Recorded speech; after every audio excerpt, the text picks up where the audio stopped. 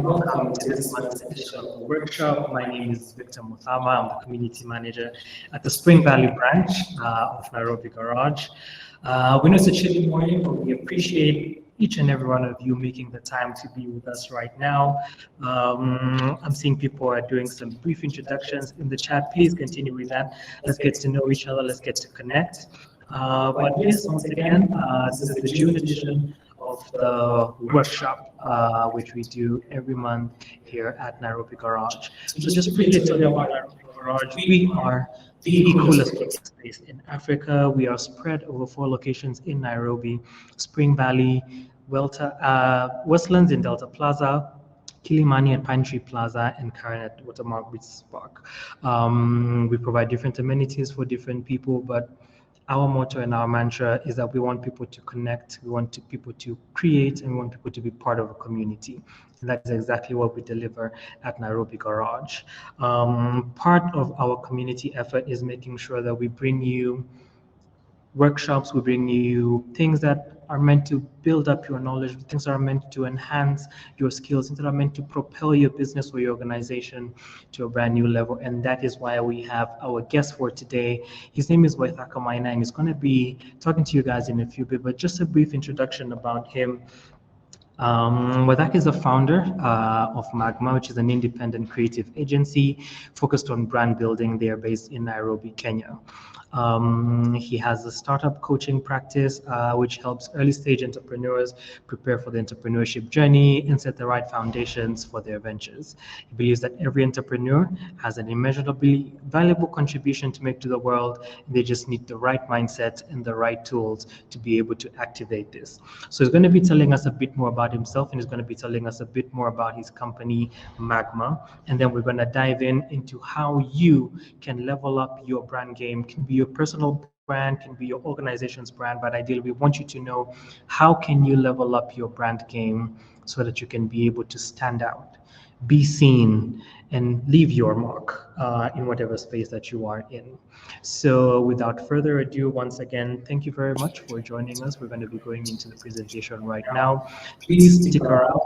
If there are any questions that you might have that are related to branding, any questions that you might have related to marketing, and we'll be able to address that. Let's keep engaged, let's be attentive, and right now we will be going over to Waithaka to take it away on how building brands in Africa. Karibu sana. Hey, hi guys. Thank you for joining us. Thank you for making the time. So my name is Waithaka, and I am a co-founder of Magma, as Victor mentioned. Now, the reason we're doing this, I'll just get into this, is because we want to share, anything that we learn on the ground as we work with clients, and also do our research.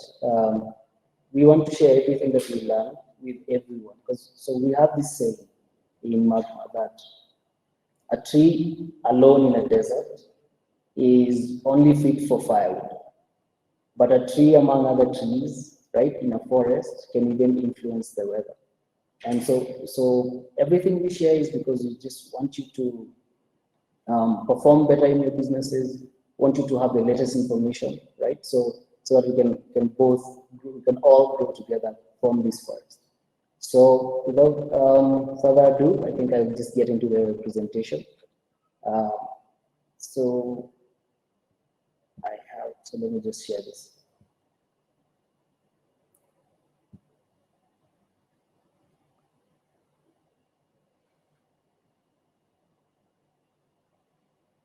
Right, so this is called Level Up Your Brand Game.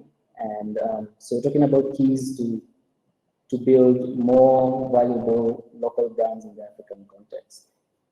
And so, you know what,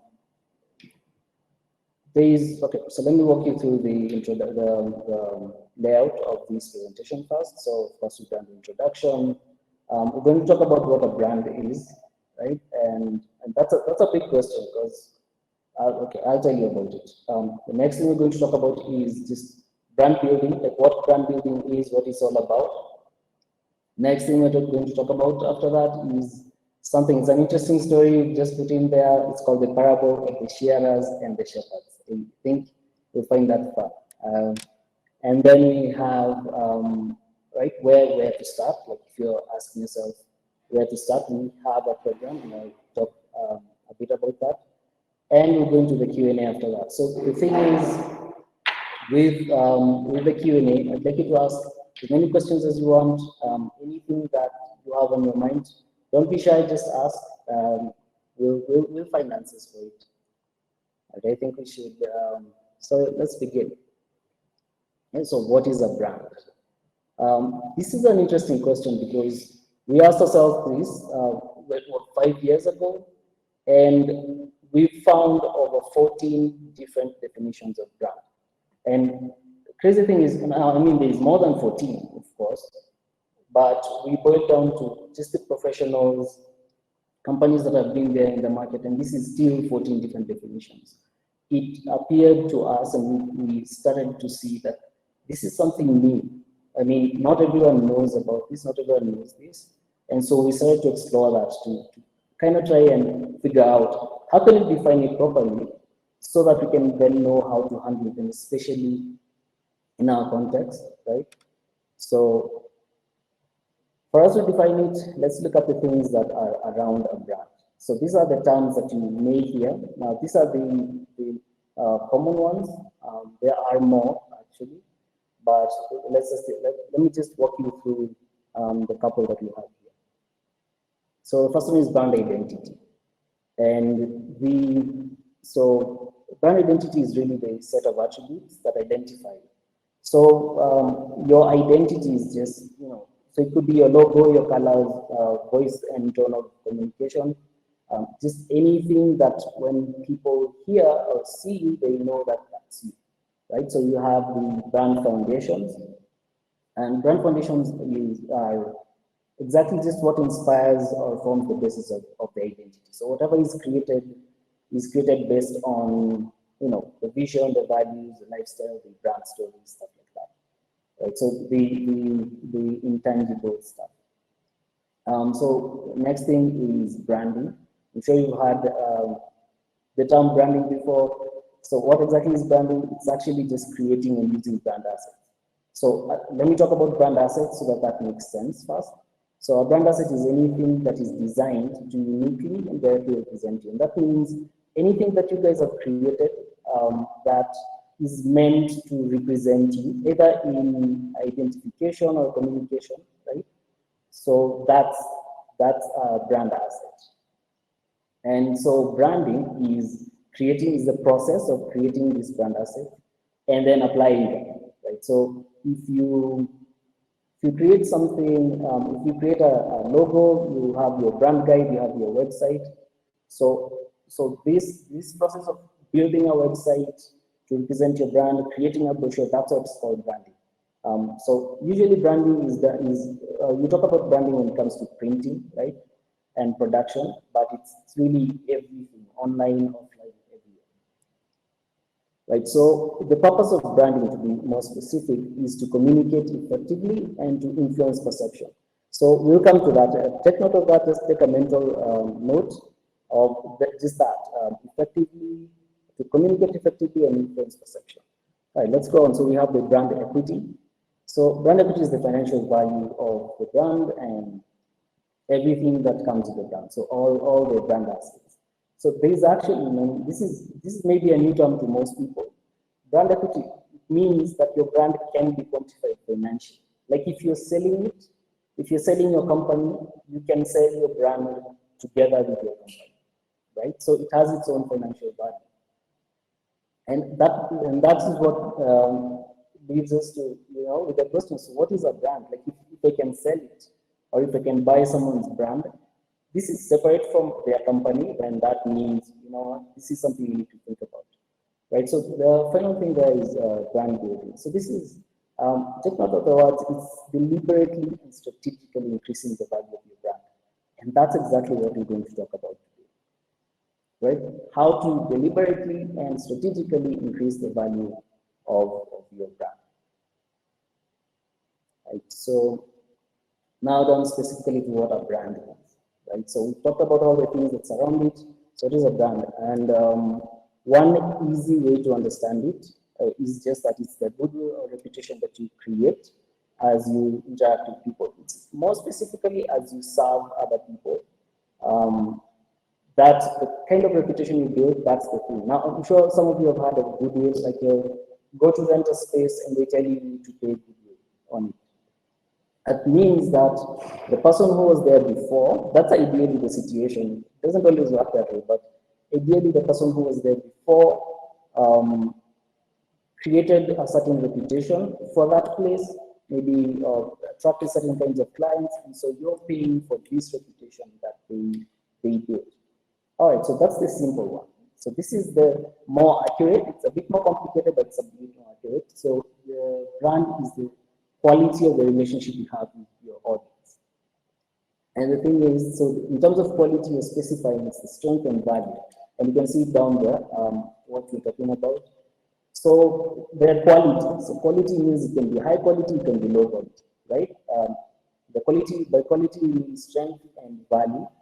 So by strength, it can be weak, or it can be strong. Value can be valuable or costly. It could actually cost you, or it could add value to what you have. And there's a term relationship there, and that's so that just means connection. But there's a term audience there. So an audience is anyone who's paying attention. Now this is important when it comes to branding and brand building, and specifically to do with brand for a reason. Because when it comes to business, right, with sales, you're targeting customers. You're talking about the market, right? And even with marketing, you're talking about the market. With brand, you're talking about an audience. So that's a key difference to take note of, right? An audience is just anyone who's paying attention to you, whether they are buying from you or not. That's how you build a brand.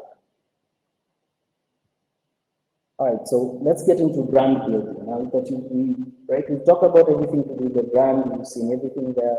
So brand building, what we say is the deliberately increasing the value of your brand. So this statement I found on it's actually based on some research a company has done called Kantar, and posted by Business Week, and they're saying that companies that market their products or services without first establishing their brand identities in quotes are not likely to achieve a return on investment. Excuse me. It's stuff like this that gets us excited, because we realize that it's true, right? And we notice this in the market. So the question is, what can we do? How can we build our brand? How can we establish our brand identity that then guarantees a return on investment? So this is an important thing. Right, so why do we need to build brands? This is important because brands influence culture. Let me tell you how. Now, it's a bit more complicated than this, but here's the simple version of it. So when you do some branding, so if you brand your premises, for example, you're doing that to influence people's perception, right, of that place. And when you do that, then you have, the perception is you're influencing what people value. So they see something, they see it with more value, like they like it better, right? And that influences their behavior. So that's how we act. So we act according to what we value. And our behavior over time becomes a culture, just becomes our way of living. So what I'm trying to say in this is branding and brand building, brand development really actually influences our culture. And so there's this statement that I found online. I can't remember who said it exactly, but I always had it in my mind. And that is that every next generation's culture is a result of the previous generation's branding efforts. So that means that whatever people branded to create a certain perception influence people's behavior and culture. And so whatever we brand, whatever we consider of value in this generation will influence the culture of the next generation. So that's why it's really important. So another reason is that why we need to focus on brand building is that media has changed, right? And this is really important actually, because we used to have traditional media, which was TV, radio, newspaper. Now, we used to have that as the only option that we had. And with that, you had a limited source of information, of course. In terms of the process, what you're asking the audience to do is that they can act later. Like when you go to the supermarket, is when you buy that product that they've been advertising, and there's really a review happening. Something else is that you consume content, and that's all you can do. Like you have a remote, you can see that there, and all you can do is scroll through to consume, right? And the only two things they needed you to do, which was buy and buy again. Now that's in contrast to digital media and social, for example, in social media. In the digital, first of all, just look at the keyboard, look at the number of keys you're working with. Compare that to the remote control, the keys on the remote, right? And we also have our mobile phones, so we carry all this stuff with us everywhere. So this is an unlimited source of information. You act immediately and you review immediately. You consume and you also create content. And the number of things that a company is asking you to do for them is significantly more.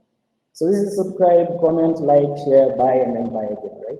So why this is important is because we now have an option, right? So the thing is, in the past, if you wanted to build a brand, you had to go to traditional media. You didn't have a choice. It's either that or any kind of like print flyers and pass them out. That's all you had. But now, what you have on your hands is actually exactly like a media company. You can create content, you can publish it, you can spread it to people, you have immediate responses from people, you have immediate feedback.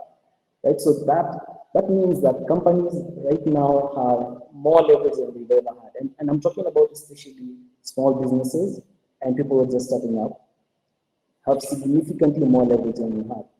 The challenge that we see even in our business is that more companies are not taking this up seriously. I mean, you have your own media company now, right? There's so much you can do.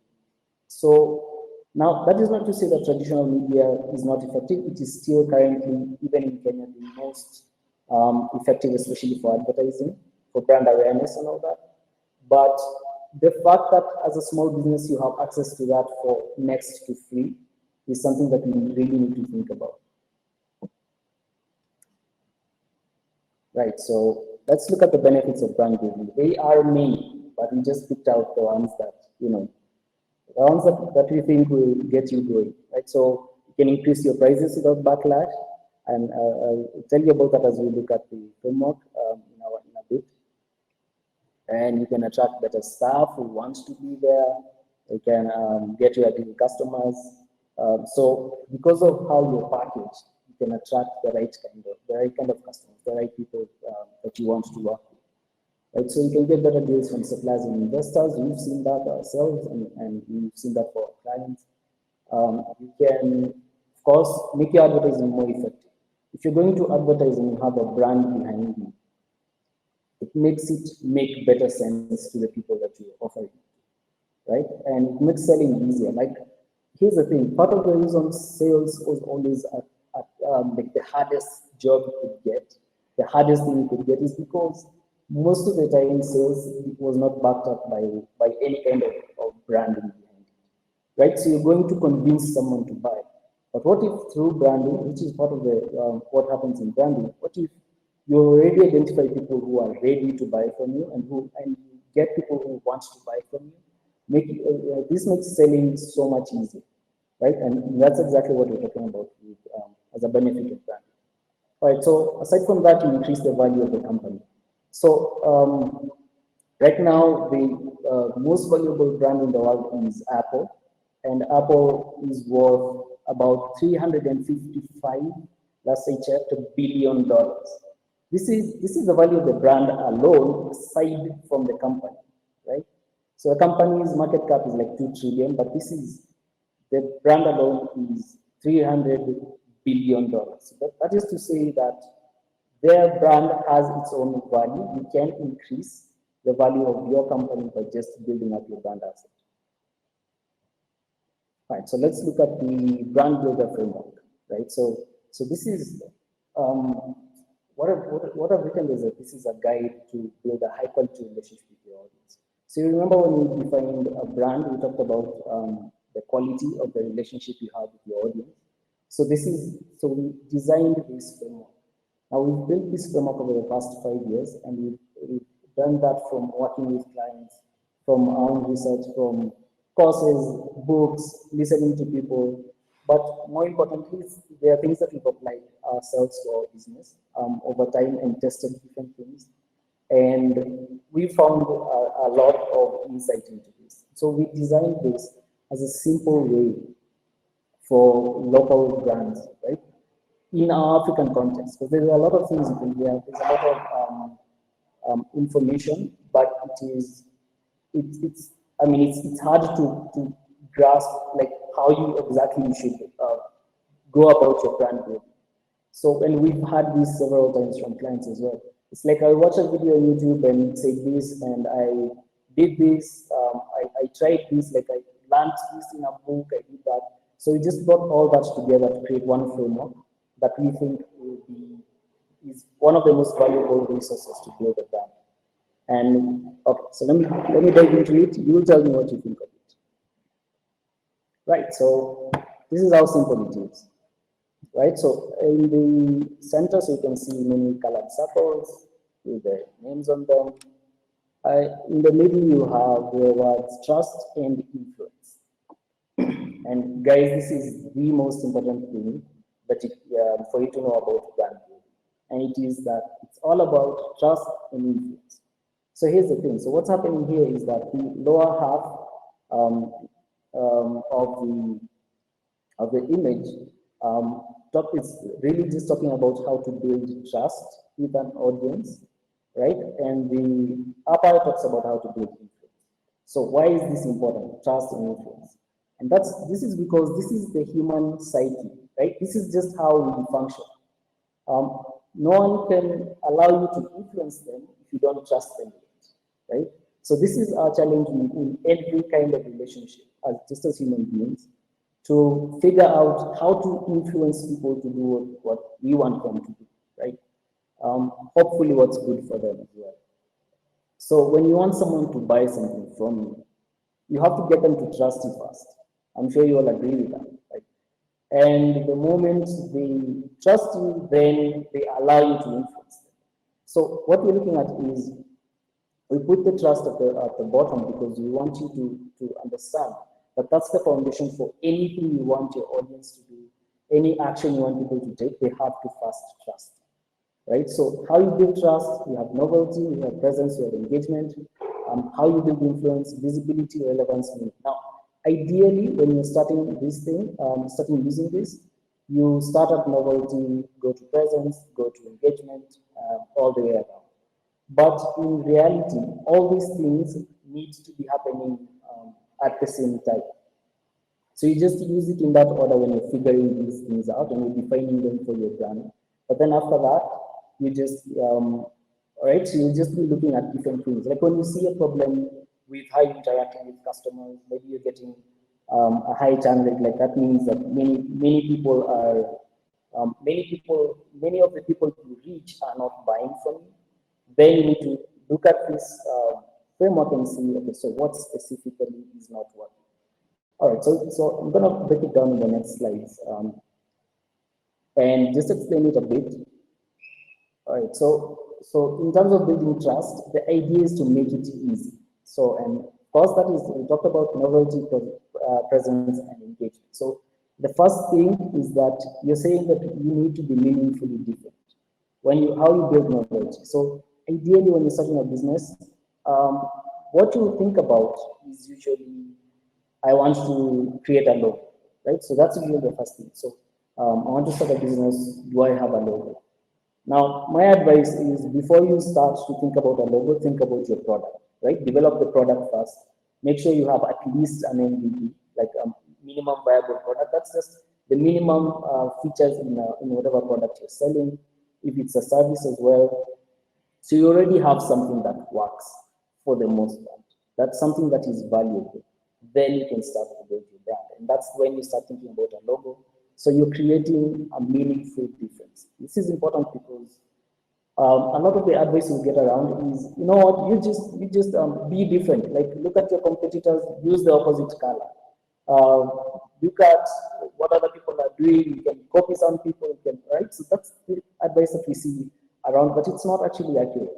What's more accurate is you need to build a meaningful difference. In this, what the meaningful means that your clients need to, they need to value the difference you're creating, right? So this difference that you're creating, but in how you look like, needs to be valuable to them. It needs to add some value to them, right? So, and under that, under novelty, you're talking about being easy to identify, being easy to describe, and being easy to discuss. So to identify is clear, to recognize among other people. But when it comes to being easy to describe, it means that the thing that makes you different is obvious. Like we can see, maybe it's your color and it's a specific color that you use. It needs to be obvious to us, like when we see your stuff, that yeah, this is that person. All right? The easy to discuss is that your uniqueness is worth talking about. I mean, it's how you branded yourself, how you've packaged yourself needs to be something that is worth talking about. So that's part of novelty. Let's go through the others. So we have the presence. So once you figure out your novelty, you have your presence, and presence means that you're building something you're becoming more credible and accessible to people. So people find you, it's easy to find you, like in the market. So you sort of started a business. Maybe you create a website where people can find you, right? So it's easy to find. The name of your website needs to be something that people can recall easily, stuff like that, right? You're found on social media and all that. Right, so next thing, you're easy to verify. That means that there is a legal and social proof already. So guys can tell, maybe you have a portfolio of work that you've done. Guys can already tell, oh, this is the work these people have done, or this is the, right? This, I can go and check with the registrar of companies that these guys already exist. So you need to be easy to verify. Easy to reach means that your communication lines are open. Like guys are able to access you whenever they need to. Right, on the engagement front, it means that you are reliable and available. So, and that means that in terms of easy to predict, I think that would be the challenge there. So easy to predict means that your processes are so clear. Like, so for example, when you get into a place, it's very clear what you should do next, right? That actually helps people trust you. You build trust with people. Because the next time they come, they already know exactly how things should work. Right, so easy to relate with means that you have interpersonal skills. Whoever is interacting with their clients, for example, or with your audience, needs to have empathy, right? You have the interpersonal skills, able to talk to people, but with empathy means they understand people, right? So that thing there is that you're easy to recommend. Means that your service is worth talking about, right? So like your service is so good or it's so smooth that other people can recommend it. People can easily recommend it to others because of the service, right? So that's building trust. It's about making it easy. So the next part is actually about making it hard, which is building influence. And I know how that sounds, but let me just walk you through it.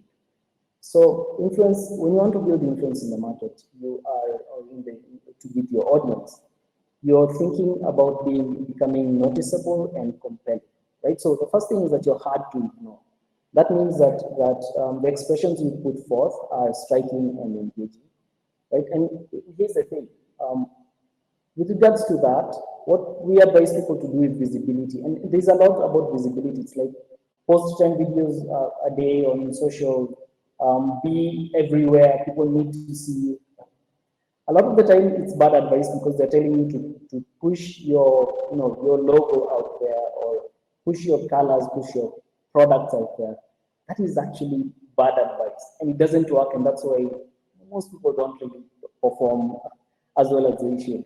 The thing you should be making visible, the thing that should be noticeable and compelling, should always be the benefits, right? So that's what we say. We say that your customers are always tuned to a radio channel called VFM. Does anyone know what that means? Like if you do, put it in the comments. So and I'll go to that just after I finish this section.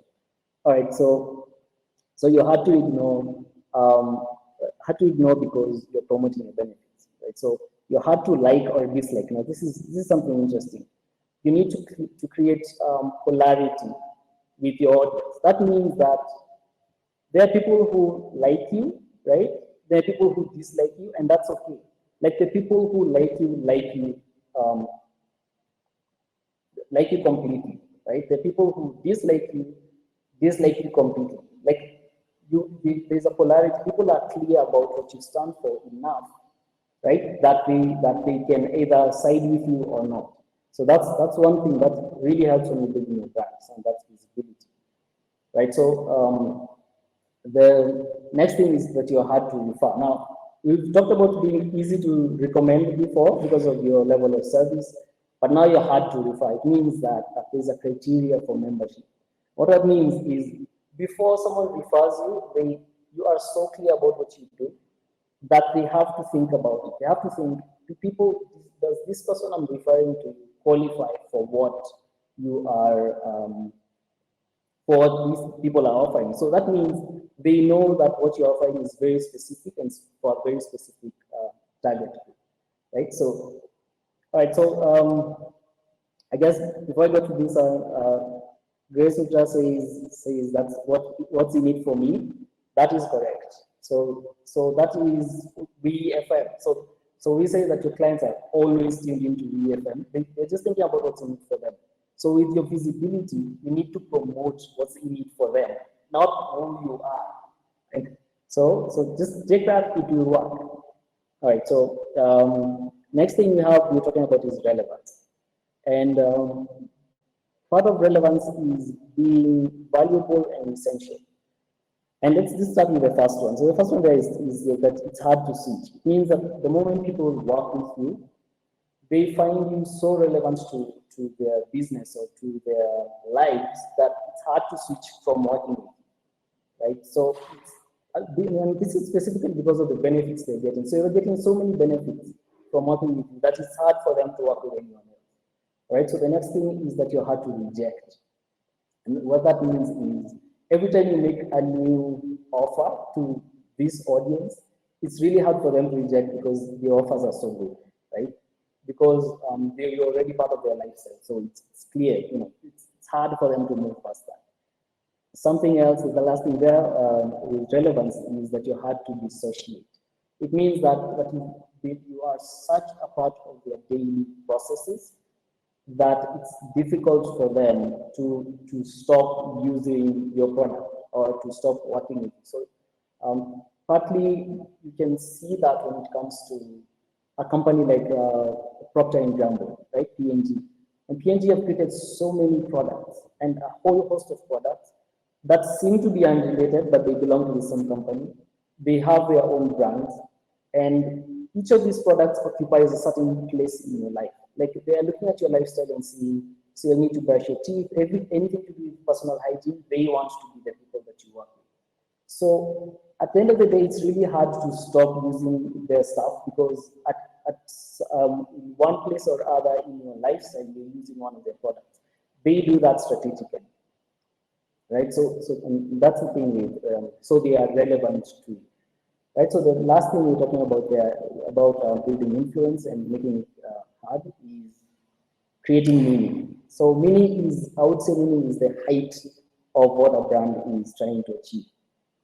So with meaning, it means that you guys are significant and impactful. Your brand is significant and impactful for them in their lives. So the first thing there is that you're hard to replace. That should be obvious, but it's specifically, it's more like your shoes are too big to fit anyone else. It's like either the kind of value you offer or the extent that you've served your audience is difficult for anyone else to serve in the same way, and especially profitable. Right, so the next thing is that you're hard to challenge. It means that you've established a moat around you.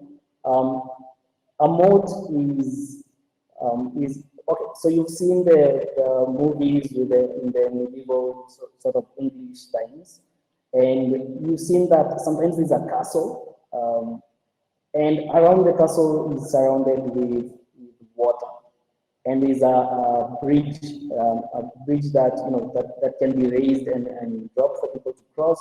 So that's essentially so that's called a moat, the pool of water just around the castle, and that is of course to protect you from intruders. Right? The thing with the moat is, I mean, okay, so for cartoons, you've seen sometimes they put crocodiles in them and stuff. But okay, so the thing with the moat when it comes to business is you've created such a leverage, right, in your industry or just for yourself in the way you interact with an audience that it's difficult for anyone else to challenge you in that market. So you become the king of that market and build a castle, and that your brand actually helps you to build a moat around that, right? So that means that you have meaning to these people, such meaning that it's difficult for anyone to challenge you on that. All right, so the next thing is that you are hard to erase. That means that you've become a part of their history, right? So I mean, we can all relate to, of course, something like M-Pesa. We can never forget that we've used M-Pesa at some point. It's such a part of our lives that that it's difficult to think of it any differently. And part of that is that they haven't just infiltrated. Of course, they are relevant. You can see their visibility, but in terms of meaning, for example, right now, Nairobi is starting to be known as, not just Nairobi. Let me talk about Kenya. Kenya is starting to be known as a place for innovation, and part of the reason is actually because of M-Pesa, because of how we adopted as a country, how we adopted M-Pesa. So M-Pesa to us has a different meaning than any other brand, and that's why it's significant and impactful for us. All right, so that's it about the framework. We will share this framework with you guys as part of this. Just after this presentation, we'll talk to the guys at Nairobi Garage, and we'll figure out a way to get it to you, so that you can be able to just look at it and use it by yourself, right? But let's see what's next. Okay, so I wanted to show you guys this. So this is an examples of good global brand builders. So these are brand focused organizations. I'm sure you can see some of them. So these guys have been able to get to certain levels in their brand building, that they've done it so well and they've done it so deliberately that we can already tell what they stand for. The moment you see their logo, you know exactly this is what these guys stand for. The thing is, their brand builders. Remember, we talked about a brand as the relationship. So these guys really connect with their audience. It's very clear to the audience who they are, what they stand for.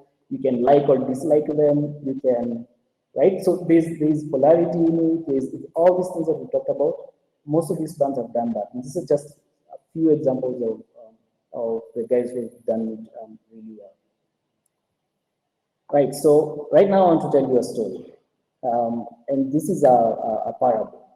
Right. So we call it the parable of the Shielas and the shepherds. And so I'll just take it as a story. So let's do this. So once upon a time, there was a land, there was a place, and in that place there was a town.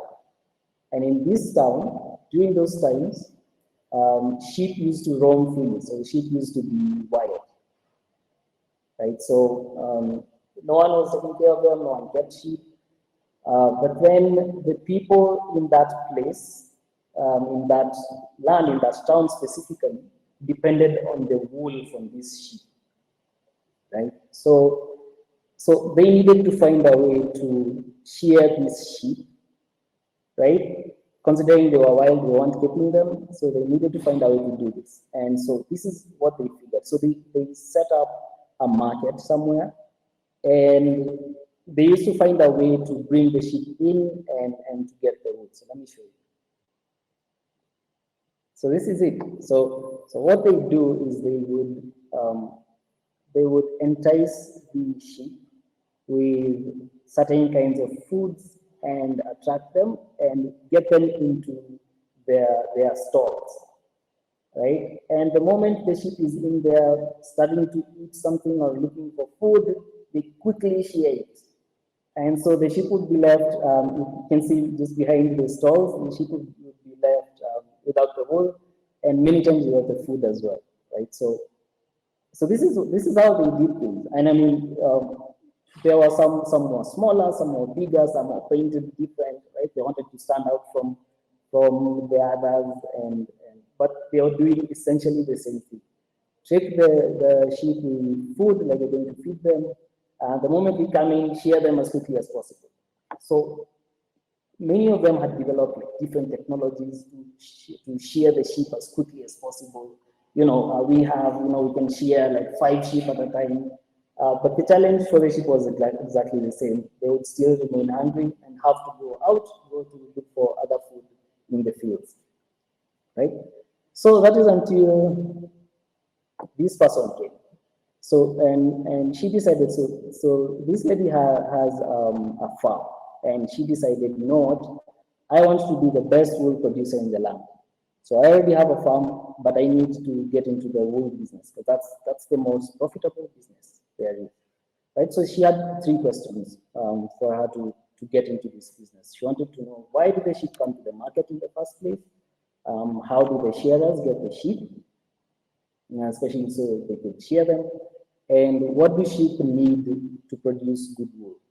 So she decided to do some research and go to the market and to see for herself what this meant, right? To find answers.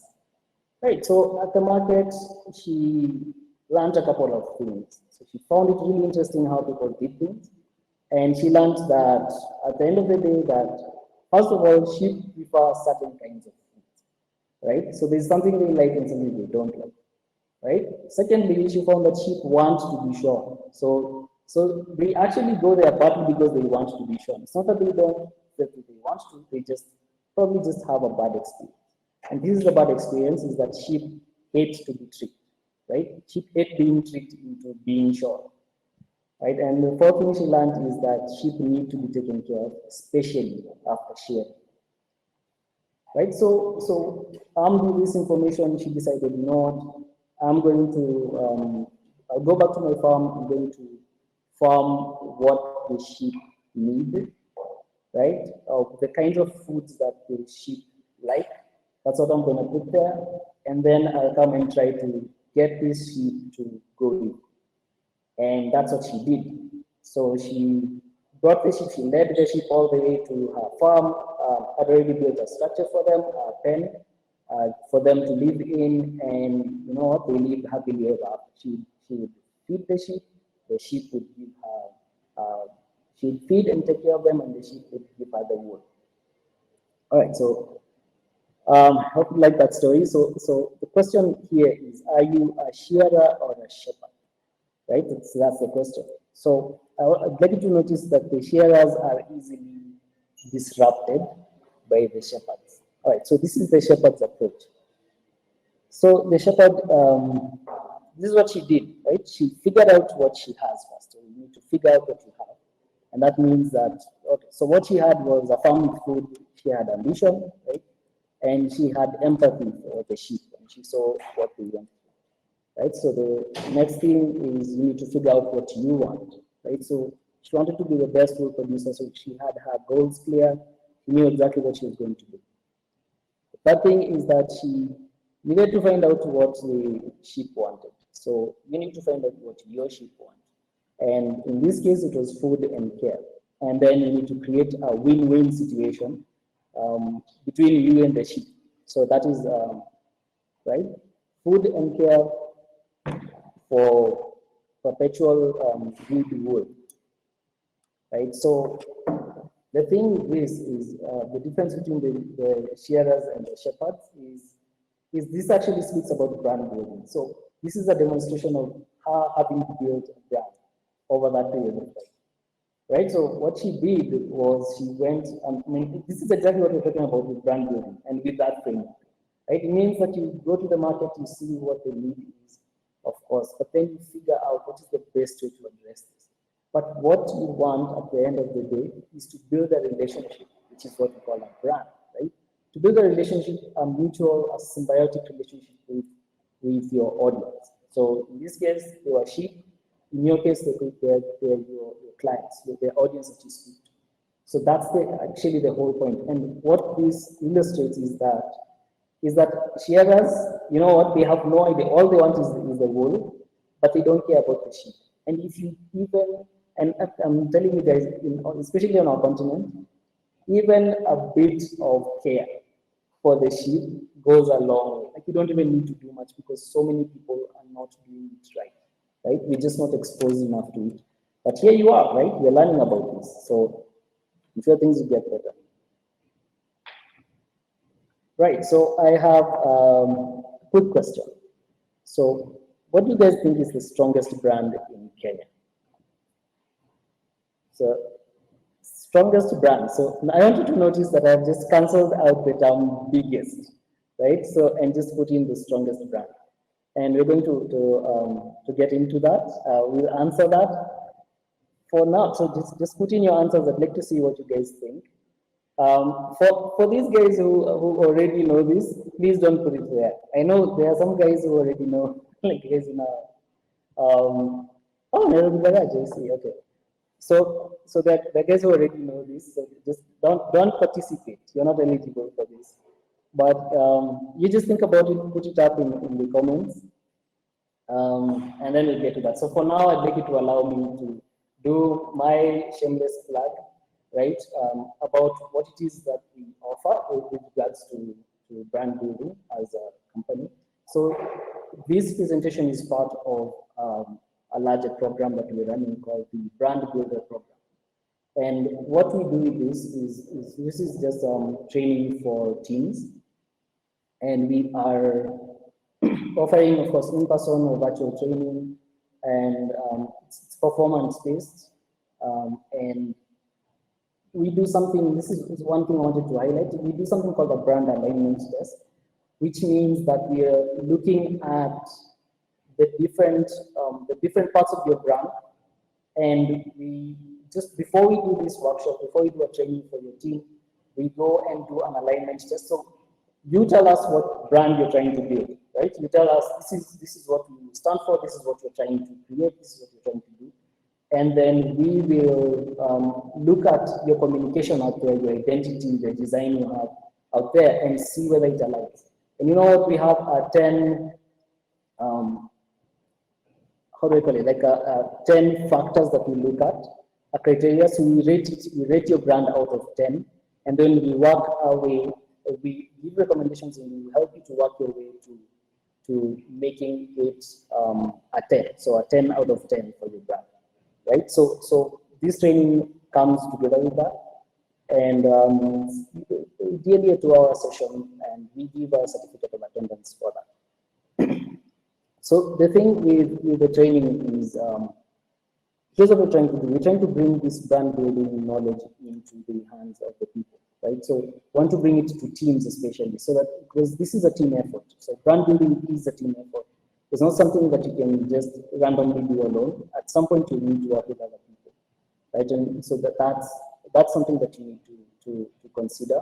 So if you're thinking of offering this kind of training, similar to what we've just done, we will be using the framework, we'll be using all that, and the brand alignment. So if you are thinking about that, you can send us an email at hello@magma.co.ke, and we'll send this link as well on the email to your inboxes, because you've just signed up on this platform, right? And if you'd like to carry a conversation about that, I'd be happy to do that. All right, so let's get into the answer. So what do you guys think? Let me see what's here. Right, so I'm seeing Safaricom, M-Pesa, EABL, I'm seeing, what else, KCB, Equity, it's from Bob, Video says KCB, Bosera says M-Pesa. So let's see, who else? I want to make sure that everyone is wrong. Yeah, you just put it up there, you're most likely wrong. Cancelled. Okay. Wasn't that? Okay. Yeah, no, it doesn't make sense. But okay. All right, so because of time, because of taking your time, and Jogo, I am so glad that you're all wrong about this. Omo, that's Perpetua. She's saying Omo. Omo it's close. It's not the strongest, but it's close.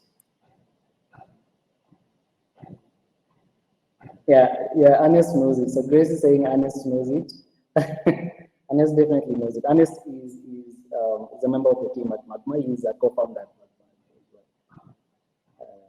Sokogali. Okay. Right, so anyone else would like to be wrong? Oh, I see John Minus is Bembo Flower. Blue band. You know, you're giving some, I mean, you should get better at this. I see that.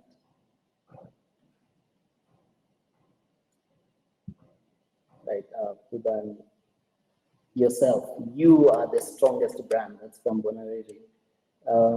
Yeah, you know, you are a brand, not necessarily the strongest, but you are a brand. Chipsy. I don't know what to say about that. I have no idea how to respond to that. John Maina, Kiwi.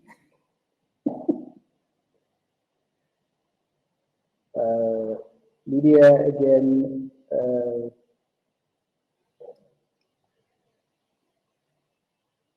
Tasca, fresh fry.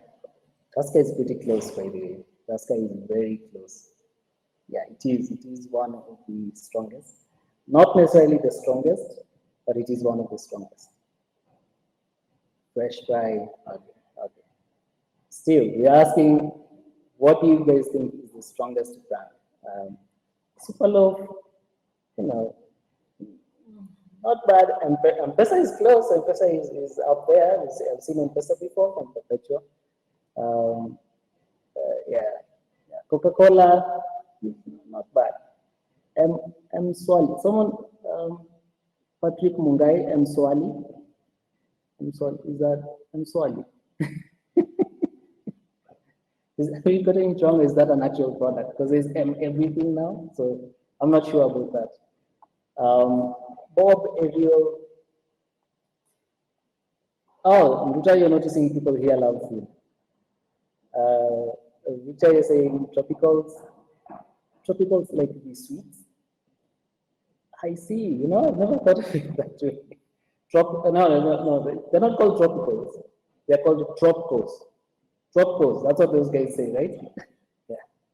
Tropicals. Yes, Utah people love food here and washing stuff. It's the area of Broadway's bread.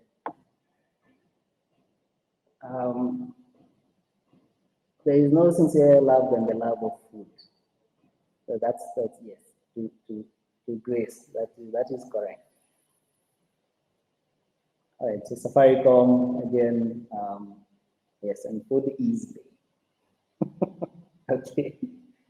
All right, so I will intervene and stop you from getting it wrong and help you to grow in this subject. And so, guess what? You all got it wrong.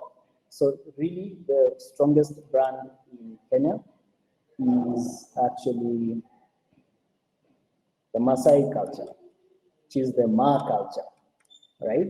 So I know you hadn't thought of it that way, right?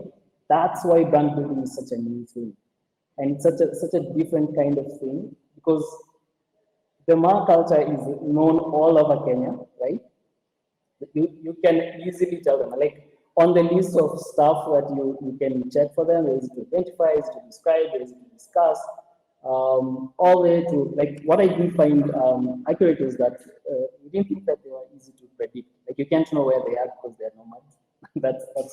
that's just about it, right? But aside from that, they check almost every other box at a very high level. And here's the thing: the Maasai culture is actually an international brand, so it's not just strong in Kenya; it's international. Like, guys really actually believe that this is what we look like in Kenya, right? There are people from different parts of the world. They think this is how we dress all day, every day. This is just one culture that is so resilient and that has been able to transcend the, colonialism, all these kind of things, and to still retain their identity as a culture, right? And so this something that's really important for you to think about now that you notice, okay, so a brand is not necessarily a business, right? There are places, especially in rural Kenya, that people won't know many of the things that you guys have posted here, especially the product. They have very different things. So very different things that we value, but almost everyone, most people know about the master because they work all over Kenya. You'll find them in the coast, you find them in northeastern, you find them everywhere that there is that they can feed their cattle, they are known, right? They have their identity, it's very clear. They have their brand assets. So that's something. I hope that blew your mind as much as it did for us when we were doing it, when we were finding that out. Right. So with that, a close second I would say is M-Pesa, and I mentioned M-Pesa because M-Pesa already has meaning to us, and M-Pesa has branded people in Kenya and in East Africa, especially as innovative people. They've already created meanings. Have you ever seen that? Everyone knows that feeling of seeing the M-Pesa confirmed, something received. It's so impactful for everyone. Like this joy you have with M-Pesa receipt, right? Like just that message when it pops up and you see the preview.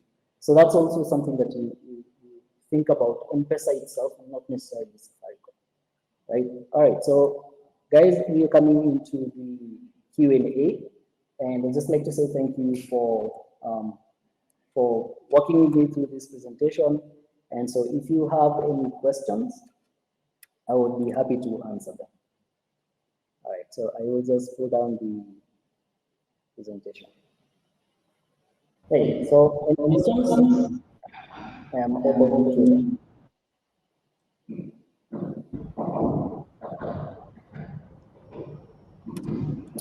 Great, thank you. Thank you very much, Waithaka, for that amazing presentation. Always so much to learn whenever you're talking about marketing because there's always something that you haven't looked at in a different way. For example, now this whole brand aspect and the fact that the Maasai culture is something we don't typically consider as a brand on its own.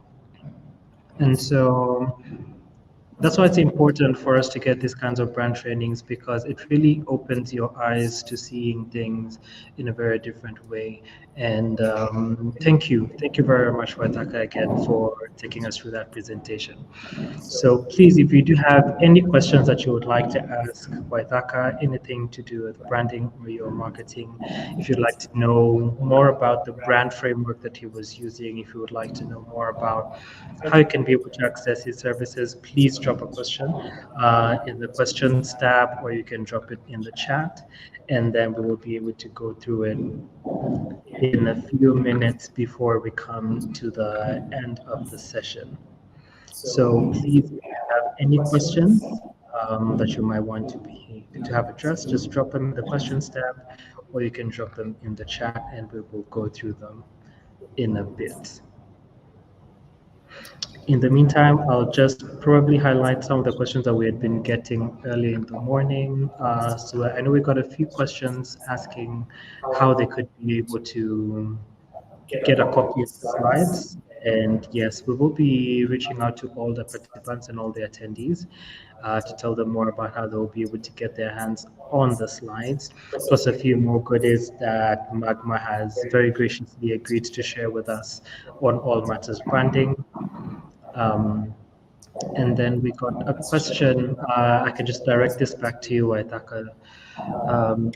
We're being asked, in business, we're often advised to separate the founder and the business. How does one do that when the business was built from the social capital of the founder? Right, so that's an important question. When it comes to brand building, answer this from that perspective. So the idea is to separate not the founder themselves. Really, just most of the time their participation. Let me put it this way: in terms of like, just how we live. It's like a brand gets to a place where it grows up, or a business in that sense. And from that place, it needs to essentially grow up and live by itself, right? To be self-sustaining. And that means that sometimes you need to hire new people who will take care of this business. So what it means, okay, and what people usually talk about when they say you need to separate the founder and the business, is that the founder has certain limitations that will also go into the business when it starts to grow. So especially when you're thinking about scaling, like when you start a business, how you're thinking about, this is what this is how I do things. That needs to be separate from how the business works. And why I'm saying this is such an important question is because this is actually, the answer to this question is brand, right? Is why you build a brand. So a brand is the company's or the business's own identity, own way of doing things. Now it borrows heavily from the founder, right? And I see that you've mentioned Gina being there. So Gina being the person, and she says this in our interview, Gina being the person and Gina being the brand are not the same person, right? They are not the same thing. The brand functions by itself. People, there are employees, there are people who work with it. And as a person, she's very different. I mean, she's given what she feels is effective in her into the business, and then she's allowed it to be its own brand. So of course there's a cost to it, right? And it has been there for her because I've had her talk in different situations. There is a cost to it because people generally associate directly with the business. But that's, I mean, especially for professionals, when you start as a professional, that's something that it's just a price you pay for that. It's just something that you're doing. That's why many of us, we put up a magma, right, aside from ourselves, so that it can grow to its own thing. It can be sold to someone else, and you can just go with that, right? So I hope that answers your question, is it? All right, so. Great. We have Chris Duta who is asking, could you please say more about values and how to identify the top 3 values for your business and how one it's very, very, very conk English, how one operationalizes values, how do you operationalize that thing she has typed there. Right. Right. So coming to stuff. So when it comes to values, and that's also a really cool question. So the foundations of a brand, I mentioned it in when we were going through the slides. The brand foundations are usually the vision, the values, and the lifestyle. Right. So the lifestyle is the less known part of that. So the vision is essentially what we see, like where we think, where the kind of the world we're contributing to put it that way. It's not necessarily, and we've seen this put in the wrong way. It's like, what's your vision? We want to do this and that. That's not exactly a vision. That's actually a mission. If you want something you're trying to achieve, that's a mission. But a vision is you're seeing a certain world, right? You're participating in a world where this or that thing happens and that it benefits you. So for example, for Magma, we are contributing to a world where people can easily build their brands, especially in Africa, where African brands are some of the largest. So some of the largest in the world, most influential, most trusted. So that's what we're contributing to. And we see that happening in the future. And so everything we do is to contribute to that, right? So that's the vision. That's important to have there. So when you come to the values, so the values are, and this is probably something you haven't heard before, and it is that the values are actually what you cannot function without, right? Like, what you do so that you're successful. The values are the attributes that you need in order for you to be successful at what you do. So for example, if you are a bank and integrity is not part of your values, you really can't function as a bank. That's how you think about values. right? So you have your core values. They can't be something you guess. They can't be something that you just come out of nowhere with. It's like, oh, what if you say our value is, fun? Yeah, we are fun because that's what we want to be, but that's not it. It needs to be something that you already have and something that is necessary for you to function. So those are actual values. So your core values are the things that you absolutely cannot do without. And you use your values to hire or fire. That's the whole idea. Like, so there's a company called Zappos. Zappos is an online shoe retailer. It's one of the largest in the US. But Zappos is known for its culture, right? So we've had stories about Zappos where people, you hire people and people even fire themselves, right? Because they just can't cope with the culture. Not because it's bad, but because they see that they are the ones who are bringing the company down. What Zappos does is that presents the values of the company to the employees, right? To the staff, everyone who's coming in, even through the interviews. And all they ask you is, are these things that you can hold up? Because this is what we stand for. We cannot function without this. We can't do without these values. And so, is this something that you think you can hold up, right? And if you agree to them, if you align with their values, then that's who they are. So businesses that are brand focused, to put it that way, that are focused on building their brand, increasing the value of the relationship, the quality of relationship they have with their audience. Part of the audience is, of course, the employees, right? They're also people who are listening or paying attention to them. And businesses that do that, businesses should ideally hire and fire, make decisions, make especially major decisions based almost entirely on their values. So that's how values are applied. That's how values are operationalized in a company. We talked about the lifestyle. I don't want to get too deep into it, but that's also one of the foundations, because I don't get into it because it's so right. So the lifestyle is just, for example, remember in the parable we shared, we're talking about the lifestyle of the sheep. There's a way that these sheep want to live, right? They want to be taken care of after they're shorn. They want to be shorn. They want to be, all that. So that's the lifestyle that your customers want. So the idea is every human being is trying to achieve a certain lifestyle. And if you as a brand join them on this journey to achieve this lifestyle, so you equip them. So for example, someone wants to achieve a healthy lifestyle, and what you have is a gym, right? So the purpose of your gym is to help them achieve their goals, to achieve this lifestyle that they want to live. You can't tell them, no, you stop living that lifestyle and start living this one, right? You can only help them if you're in that life, help them to achieve that kind of lifestyle, right? So that's why a lifestyle is important to a brand, because that's why you're doing and how you interact with your audience. It's really why you're doing everything that you're doing. I hope that answers your question about the values and putting them into action. Okay, great. And on to our last question, just as we're wrapping up. And Joseph is asking, okay, well, first of all, he's commenting that this is really valuable information, and I think we can all agree. So his question is, how do you keep track of all these when you are starting out, as it feels like you need a whole branding team to achieve this? That's a great question. Like how, because we're engaging a lot with startups in the audience, I believe, and it can seem like a lot to do for someone who is starting out. First of all, is that true?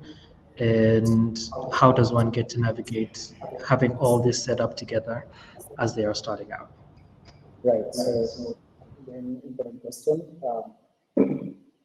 So the thing is, when you're starting out, what you need to be thinking about, of course, are the foundations. So starting out, the very first step in starting a business is figuring out the foundations that you set in place for your business so that you can build upon it, right?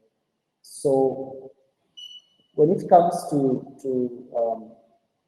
brand building, right? So you feel like sounds like it needs a whole branding team, but in reality, you just need to figure out these things.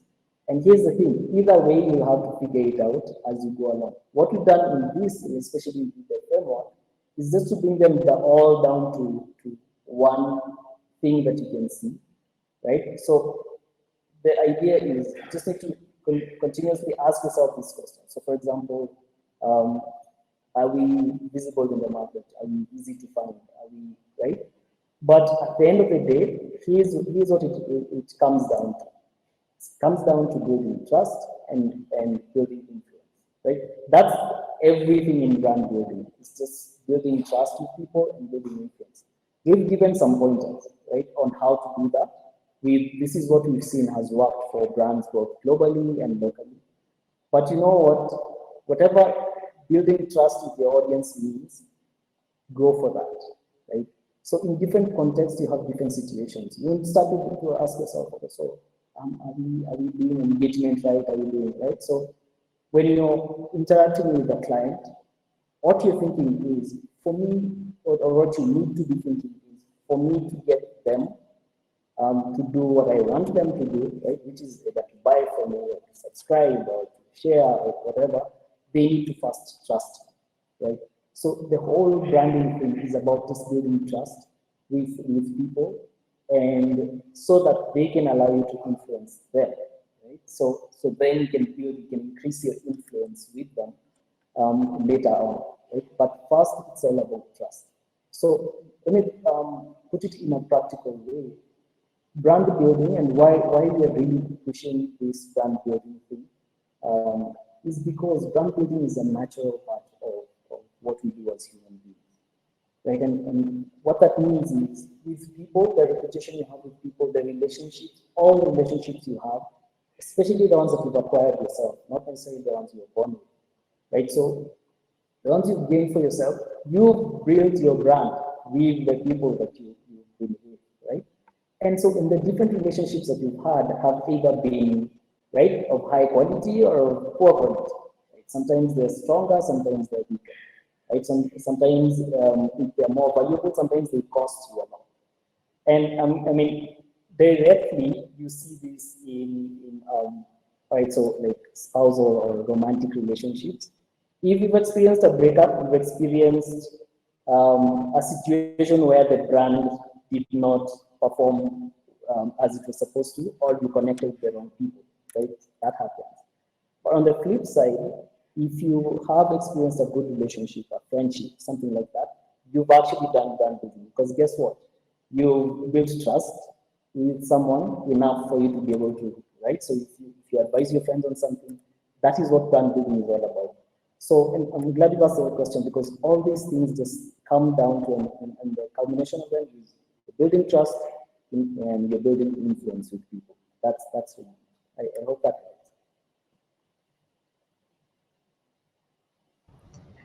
Excellent. Thank you very much, Wadaka, once again. This has been an incredibly informative session, and even for someone like me who's been in marketing for a bit, there's still always so much to learn with different facets and different aspects of marketing, like branding, because it is such a people-focused aspect of the marketing process, and you have to have a good understanding of people to have a good understanding of branding and marketing as well. And I'm really glad that we've been able to go so deep into the intricacies of how to build a proper framework for yourself or your business, especially when you're just starting out to build the brand or just setting up your marketing efforts for whatever product or service that you're offering. So thank you very much again, Waithaka and the Magma team, for availing yourselves and your deep knowledge of branding and sharing with the team. To you, our attendees, thank you very much for your active engagement. Thank you for your attention. Thank you for your participation. We hope that you have learned just as much as we were intending throughout this session. We are going to be sharing the recording to all the participants, and we're going to be posting it up on our socials as well. We'll also be sharing the slides with everyone who was part of the call and everyone who had registered. And there's a few more goodies we're trying to get Magma to share with us as well, and we're going to make sure are coming through to you as well. And from us, Nairobi Garage, we were very happy to host this, and we would like to extend a very exciting offer to you, the attendees as well. So for everyone who was part of this program and had registered to attend the workshop, we're going to be giving you a free day pass, which will allow you to visit any of our working locations for a full day for free. We hope that is something that you're going to be excited about, and we hope that you do take that opportunity to come and see any of our spaces for a full day at no charge. You can come and interact with the community, set up your workspace, and just communicate and connect with everyone in our amazing co-working space. I have been your host. My name is Victor Mothawa. I am the community manager at the Spring Valley branch of Nairobi Garage. So come here instead. But yes, thank you very much. We hope that every one of you has an amazing rest of the day and an amazing rest of the week. Please follow us on all our socials so that you can be updated whenever we're having these kinds of workshops. And once again, thank you for being with us. Thank you for joining us. Cheers and bye-bye.